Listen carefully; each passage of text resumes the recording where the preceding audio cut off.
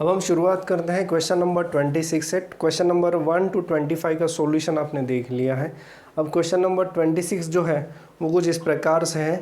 The increase in pressure required to decrease 200 litres of volume of liquid by 0.04% is. इसके लिए हमारे पास एक एक्सप्रेशन है for bulk modulus. So bulk modulus of any material can be given as K is equal to V dP upon dV. अब यहाँ पे उनको चाहिए change in pressure. So change in pressure can be given by dV by V into K. dV जो है आपका dV by V अगर मैं देख लो तो ये 4 इंटू 10⁻³ और ये हो जाएगा 4 इंटू 10⁻⁵। ये जो है इसके लिए मैंने लिखा है 4 इंटू 10⁻⁵ इंटू K जो है आपका दैट इज़ 2.1 इंटू 10⁹। तो मेरे पास जो ये DP है, चेंज इन प्रेशर या फिर इंक्रीज इन प्रेशर चाहिए वो है, ये हो जाएगा 8.4 इंटू 10⁻, ये आ रहा है 4। अभी ऑप्शन में क्या है 84, yes. So it is 84 into 10⁻³ यानी जो ऑप्शन हमें मिल रहा है that is B. So question number 26 का जो ऑप्शन है दैट इज़ बी। अब नेक्स्ट है क्वेश्चन नंबर 27। क्वेश्चन नंबर 27 है which of the following is not be value of Poisson's ratio. Poisson's ratio की जो वैल्यू है वो है फ्रॉम 0 to 0.5। ये उसकी वैल्यूज़ है, 0.5 से ग्रेटर उसकी वैल्यूज़ नहीं हो सकती और इसलिए क्वेश्चन नंबर 27 का जो आंसर है दैट इज़ 0.75। ये पॉइजन्स रेशो की वैल्यू नहीं हो सकती। सो इसका ऑप्शन है D. Question number 28। Question number 28 है in capillary tube water rises to 3 mm height of water that will rise in another capillary tube having 1/3 radius of first is। Height का जो expression है वो आपको पता होगा और एक रिलेशन है उसमें कैपिलरी में सरफेस टेंशन का एक इम्पॉर्टेंट रिलेशन है कि rise of liquid in capillary tube that is height of liquid column in capillary tube is inversely proportional to radius R. So यहाँ पे हम लिख सकते हैं H1R1 is equal to H2R2। Therefore H2 is equal to H1R1 upon R2। अब यहाँ पे 1/3 है, 1/3 रेडियस है, ठीक है। कई बार 1/3 क्रॉस सेक्शन भी दिया जाएगा या 1/4 क्रॉस सेक्शन भी दिया जाएगा, तो इसमें थोड़ा सा संभल के रहना। अगर क्रॉस सेक्शन एरिया है तो आपको R1² अपॉन R2² ऐसा करके फिर R1/R2 निकालना पड़ेगा। चलिए अब यहाँ पे सो हाइट है आपकी, इनिशियल हाइट है आपकी 3 mm और उनका कहना ये है कि 1/3 रेडियस ऑफ फर्स्ट। तो ये R1 है, तो ये हो जाएगा R1/3। सो 3 इंटू 3 आपका आंसर आ रहा है 9। 1/3 रेडियस है, सो R2 इज़ R1/3। सो ये 3 ऊपर जाएगा, R1 कैंसिल हो जाएगा, आपका आंसर आ रहा है 9 mm यानी आपका आंसर है D. Question number 29। Question number 29 में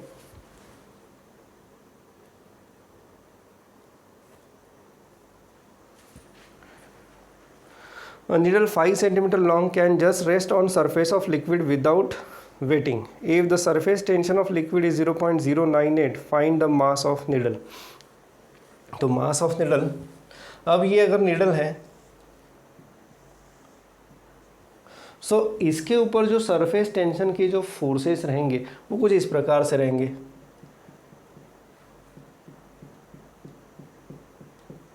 यानी हमें इधर वाला 5 सेंटीमीटर और ये वाला 5 सेंटीमीटर, यानी ये वाला 5 सेंटीमीटर और ये साइड वाला 5 सेंटीमीटर, दोनों 5 सेंटीमीटर जो है वो पकड़ने पड़ेंगे। यानी अगर ये नीडल है तो यहाँ से भी अपवर्ड फोर्सेस है और यहाँ से भी अपवर्ड फोर्सेस है because of surface tension. So जो टोटल जो फोर्स आ रहा है उसके ऊपर, so total force F is twice L into T, where L is length of needle. So 2L into T, so and this is equal to mg। Yes this is equal to M G, because ये जो surface tension वाला force है that is balancing the weight of that needle. तो यहाँ पे 2 और आपका जो L है 5 सेंटीमीटर, यानी 5 इंटू 10⁻⁻², और आपका जो T है दैट इज 0.098, तो 0.098 इक्वल टू मास है आपका, वो निकालना है, सो m, और ये है 9.8, सो ये 10 और 10⁻², ये हो जाएगा 10⁻⁻1, ये 9.8 इंटू 10⁻², और ये है m इंटू 9.8, ये डेसिमल पॉइंट मैंने यहाँ पे शिफ्ट कर लिया, तो ये 9.8 यहाँ पे कैंसिल हो रहा है, और बचेगा क्या, m is equal to 10⁻³ kg। ये ऐसा आंसर आ रहा है आपके लिए, ऑप्शन है ऐसा, यस 29 का ऑप्शन आ रहा है सी। सो 29 आंसर है सी। 30, क्वेश्चन नंबर 30 सॉल्व कर सकते हैं। यस क्वेश्चन नंबर 30 जो है थोड़ी जगह कम है, फिर भी हम ट्राई करते हैं। क्वेश्चन नंबर 30 वो ये कह रहा है कि metal plate has charge of 4 microfarad capacitor having 9 volt potential difference across it is. ठीक है, कैपेसिटेंस दिया है और पोटेंशियल डिफरेंस दिया है और चार्ज पूछा है। So C is equal to Q by V, and therefore Q is equal to CV।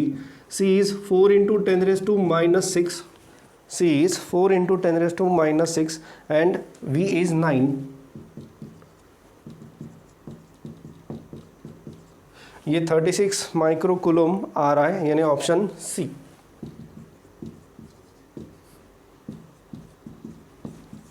सो 30 का आंसर है C. Yes, now next is question number 31, just wait.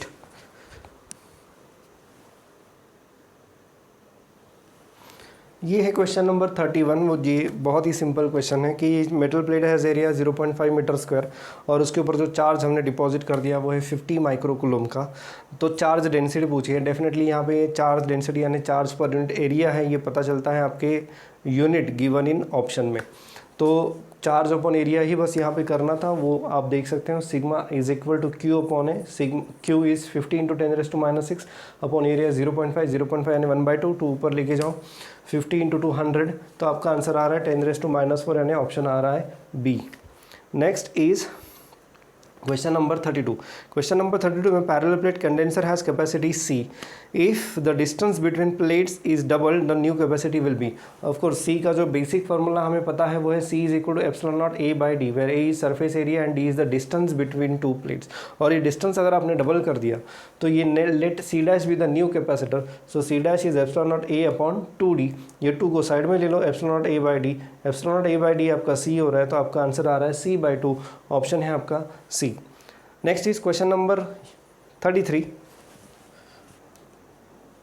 So question number 33 कुछ ऐसे कह रहा है, a ball of mass 12 kg is being whirled in a horizontal circuit at the end of string 0.5 metre long. It is capable of making 231 revolutions in 1 minute. The breaking tension of the string is. अब ये बीच में थोड़ा सा अलग सा question आ गया, but of course इस question में कैलकुलेशंस थोड़े से ज़्यादा मुश्किल है, पर ये हमको करने पड़ेंगे।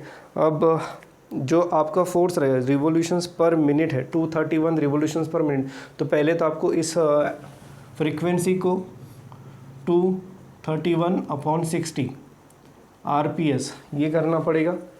दूसरा ब्रेकिंग टेंशन, ये मैक्सिमम स्पीड से आप उसे रोटेट कर सकते हो, ऐसा दिया है। तो breaking tension is F is equal to mR⍵²। So m, अब मास जो दिया है वो है 0.12, और आपकी स्ट्रिंग की जो लेंथ है 0.5 यानी 1/2, और ओमेगा है 4π² इंटू 231/60 का स्क्वायर। तो ये लगभग कैलकुलेशंस पूरे करने के बाद जो आपका आंसर आ रहा है वो है 35.1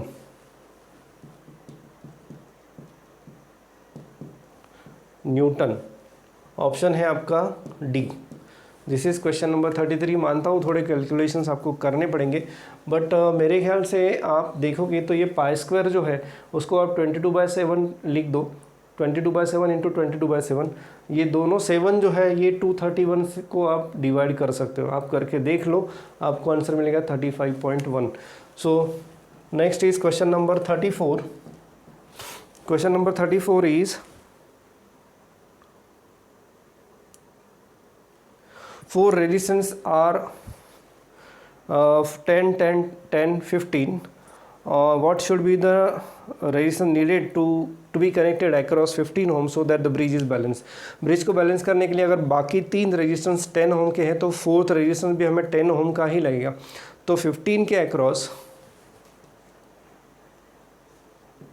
हमें एक ऐसा रेजिस्टेंस लगाना पड़ेगा जो कि हमें वैल्यू दे, यानी ये जो कॉम्बिनेशन है इसका नेट रेजिस्टेंस रहेगा 10। इसका मतलब है 15x/15 plus x is equal to 10। तो 15x 150 प्लस 10x उधर लेके जाओ, ये 5x हो जाएगा और ये 150। सो x इज इक्वल टू ये आ रहा है आपका 30 ओहम। 30 ओहम यानी आपका आंसर है C। This is question number 34. Next is question number 35.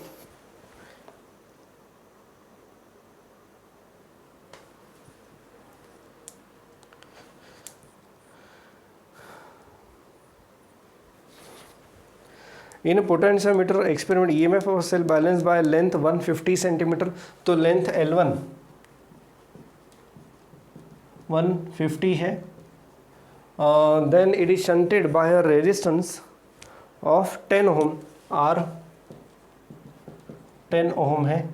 And in that case when it is shunted by a resistance of 10 ohm, तो जो बैलेंसिंग लेंथ मिल रही है वो है 90। So they are asking us to find out internal resistance. उसके लिए एक simple formula है, R is equal to capital R, small r is internal resistance, capital R is the resistance connected in parallel with that battery. It is equal to L1 minus L2 upon L2। तो जो आपका answer आ रहा है ये है 10 और ये है 150 माइनस 90 अपॉन 90। तो ये 10 इंटू ये आ रहा है 60 और ये है 90। तो ये 10 इंटू ये 2/3, ये 6.66 ओहम ऐसा कुछ तो आएगा। ये इसका इंटरनल रेजिस्टेंस है। और ऐसा कोई ऑप्शन है अपने पास? Yes, we have option C. तो ये इस तरह की कैलकुलेशन से आप फिर से देख लो। ये फार्मूला आपके लिए बहुत ज़रूरी है क्योंकि क्वेश्चन की स्टेटमेंट बड़ी होती है तो कई बार स्टूडेंट्स को छोड़ देते हैं, बट ये बहुत ही सिंपल फार्मूला है। Internal resistance is equal to R into L1 minus L2 upon L2। और ये इस तरह की कैलकुलेशन है। बड़ा ही सिंपल क्वेश्चन था। ऑप्शन आ रहा है इसका सी।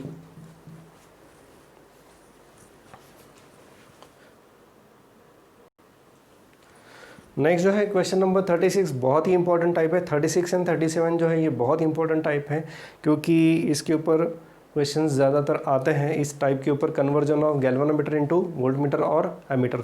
तो पहला है वोल्टमीटर है आपके पास एक 15 वोल्ट का और जिसका रेजिस्टेंस दिया है 1000 ओहम और इसको आपको कन्वर्ट करना है to measure a voltage of 150 volt. तो ये वोल्ट मीटर जो रहेगा नया वाला उसकी जो रेंज रहेगी दैट विल बी 150 वोल्ट। तो आपके पास एक फार्मूला है। क्वेश्चन नंबर है 36। तो ये फार्मूला है R is equal to G into N minus 1, where this N is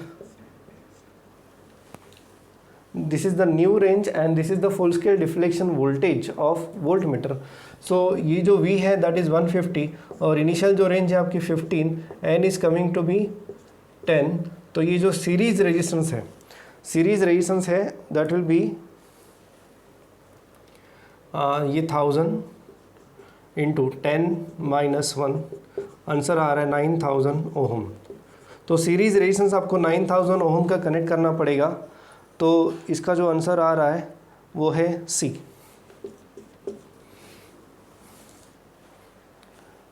ये सारे फॉर्मूले आपके टेक्स्ट बुक में दिए हैं। तो गैल्वेनोमीटर को वोल्टमीटर में अगर कन्वर्ट करना है तो you need to connect high value series resistance with it.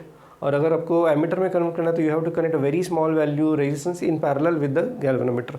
Next is question number 37। So 37 कुछ इस प्रकार से है कि आपके पास एक गैल्वेनोमीटर है जिसकी रेंज है 10 मिली एम्पियर की और उसका रेजिस्टेंस दिया है 100 ओम का, और इसको आपको कन्वर्ट करना है 10 एम्पियर के एमीटर में। तो आपके पास एक फार्मूला है शंट रेजिस्टेंस के लिए, S is equal to I G upon I minus I G into G. ये एक फार्मूला है आपके पास। तो लेट अस सी, ये है आई जी 10 इंटू 10⁻³ अपॉन ये 10 माइनस 10 इंटू 10⁻³ इंटू ये रेजिस्टेंस जी जो दिया है वो दिया है मेरे ख्याल से 100 ओम का। सो ये 10⁻² अपॉन ये 10 माइनस 10⁻² यानी 0.01 इंटू 100, तो ये 10⁻², तो ये 10⁻² और ये 10⁻² ये 1 हो जाएगा। So this is equal to 1, और ये 10 माइनस 0.01 यानी ये हो जाता है 9.99। तो ऐसा कोई ऑप्शन आपके आंसर्स में नहीं दिया है, चारों ऑप्शन में ऐसा कुछ नहीं है, तो थोड़ा एडजस्टमेंट करना पड़ेगा। तो यहाँ ऊपर अगर हम 100 से मल्टीप्लाई करते हैं, नीचे भी 100 से मल्टीप्लाई करते हैं, so we are getting it equal to 100/999, that is your option B. So इसका आंसर है B. Next is question number 38 कुछ इस प्रकार से है। Above Curie temperature the ferromagnetic substance is converted into paramagnetic substance. इसको आप देख लो, क्योंकि above Curie temperature ferromagnetic substance का डोमेन स्ट्रक्चर पूरी तरह से कोलैप्स हो जाता है and that substance gets converted into paramagnetic substance. Text book में दिया है, पढ़ लो, टेक्स्ट बुक पढ़ना है आपको, याद रखना अभी भी समय है, आपके पास बहुत समय है। सो इसका जो आंसर है क्वेश्चन नंबर 38 का, तो वो है paramagnetic substance, that is B.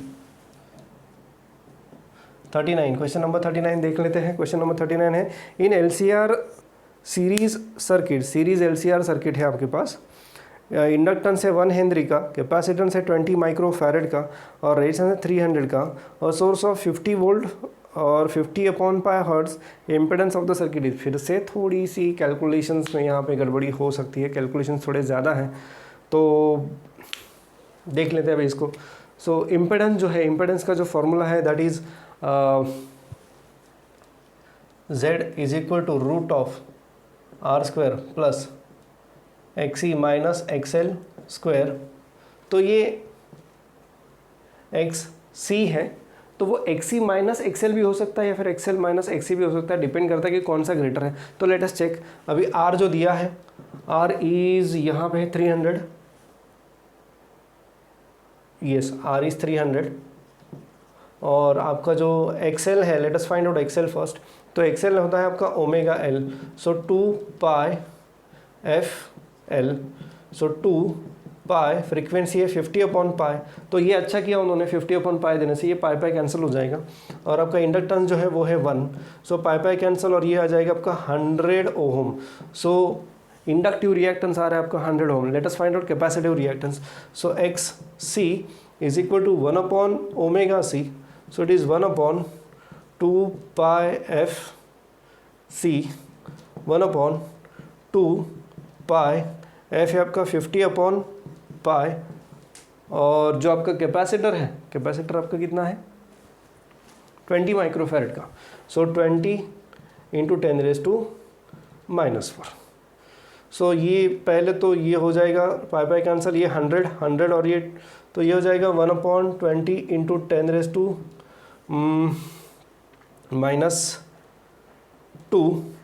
तो ये आ रहा है आपका 0.2, नहीं ये माइक्रोफैरड है ना, नहीं, तो ये -6 है, तो ये -4 हो जाएगा। तो इसको हम कैसे करेंगे, तो 10⁻⁴/20 आ रहा है, सो ये 100 यानी 5 इंटू 10⁻² आ रहा है, सो ये आएगा 500। तो कैपेसिटिव रिएक्टेंस आ रहा है आपका 500। Now let us find out Z। तो Z is equal to root of 300 square plus, अब यहाँ पे आप देख सकते हो इनमें से XC ग्रेटर आ रहा है और XL लेस देन XC है, तो इसका मतलब हम यहाँ लिख सकते हैं XC माइनस XL स्क्वायर। सो ये हो जाएगा 300 स्क्वायर प्लस ये हो जाएगा 400 स्क्वायर, क्योंकि XC माइनस XL 500 माइनस 100 400, तो ये हो जाएगा 400 स्क्वायर। हमें पता है ये पाइथागोरस ट्रिपलेट है, it is equal to 500। So Z is equal to 500 ohm. आपका आंसर आ रहा है डी, आपका आंसर है डी। सो इस तरह से इसको करना था। कैलकुलेशन थोड़े लेंदी थे बट इजी थे, बहुत टफ कैलकुलेशंस नहीं थे। कर सकते हो आप, थोड़ा और फास्ट आप इसमें जा सकते हो, इसकी प्रैक्टिस आपको करनी पड़ेगी। सो ये था question number 39।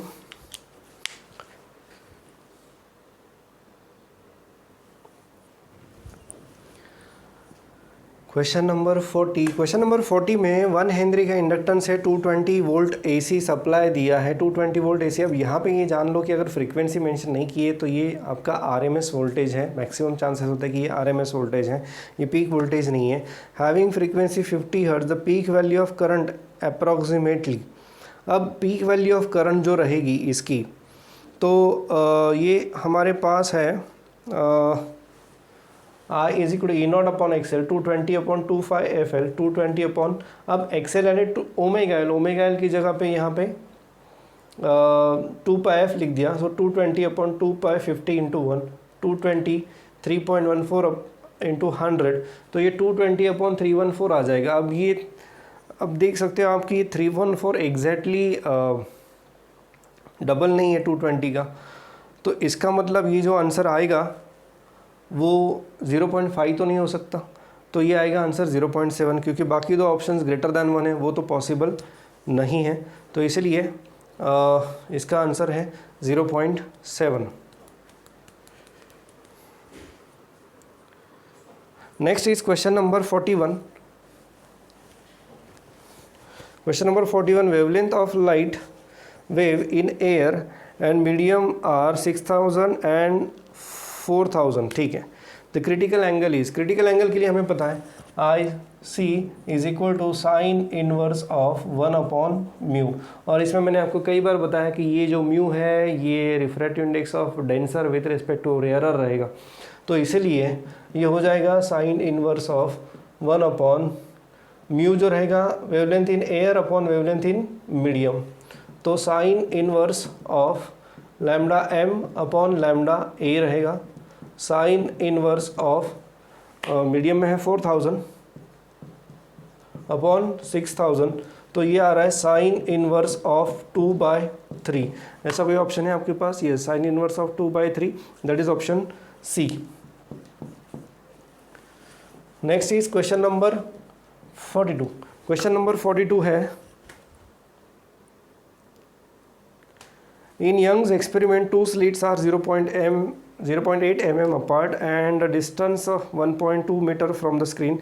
If the fringe width is 0.75 millimeter, wavelength of light used is, ठीक है, wavelength of light use करनी है, तो हमारे पास है fringe width can be given by lambda d by small d, and therefore lambda is equal to x d upon capital D। ये fringe width आपको दी गई है 0.75 mm यानी 10⁻⁻3। Distance between two slits is given to be 0.8 mm, तो ये 0.8 into 10⁻⁻3 divided by it is 1.2।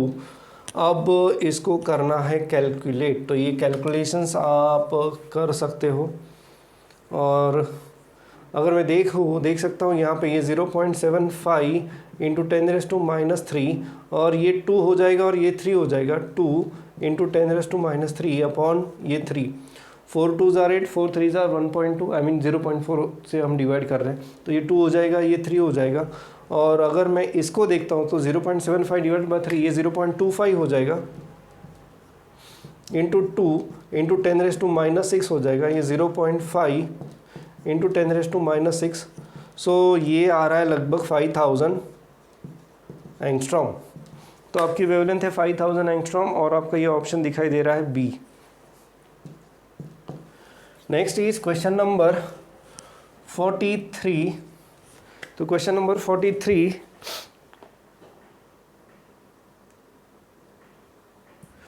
photoelectric work function of metal A and metal B are 5 and 2.5 electron volt. If threshold wavelength of metal is 6000 angstrom, that of metal B will be. ठीक है, तो इसको भी देख लेते हैं. तो work function जो होता है वो रहता है एच न्यू नॉट, यानी h c by lambda naught, जहाँ पे ये लैम्डा नॉट है आपकी थ्रेशोल्ड फ्रीक्वेंसी. अब ये दोनों तो कांस्टेंट है, यानी हम बोल सकते हैं कि work function is inversely proportional to wavelength, यानी phi 1 lambda 1 is equal to phi 2 lambda 2, ऐसा हम लिख सकते हैं यहाँ पे.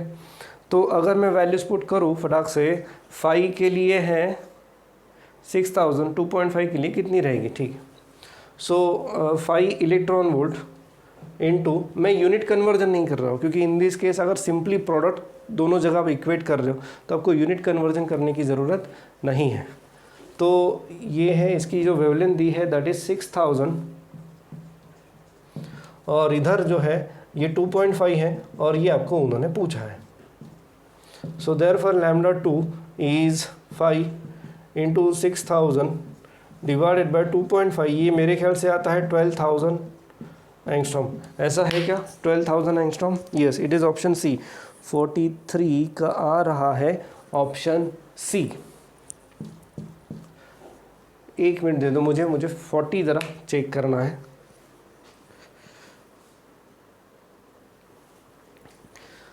फोर्टी में है ना थोड़ा सा एक करेक्शन मुझे नज़र आ रहा है, क्योंकि ये जो 220 वोल्ट एसी है, जैसे मैंने कहा कि ये आरएमएस है, तो पहले पीक करंट अगर हमें निकालना है तो पीक करंट निकालने के लिए हमें वोल्टेज भी पीक लेना पड़ेगा.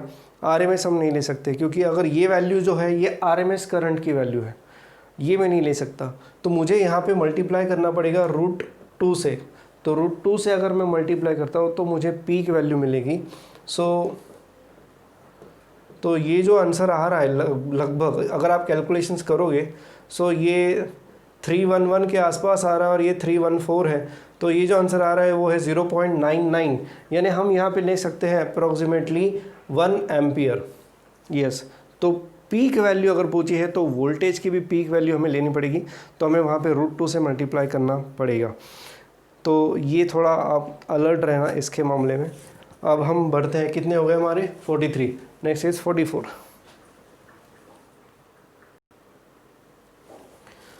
तो क्वेश्चन नंबर 44 है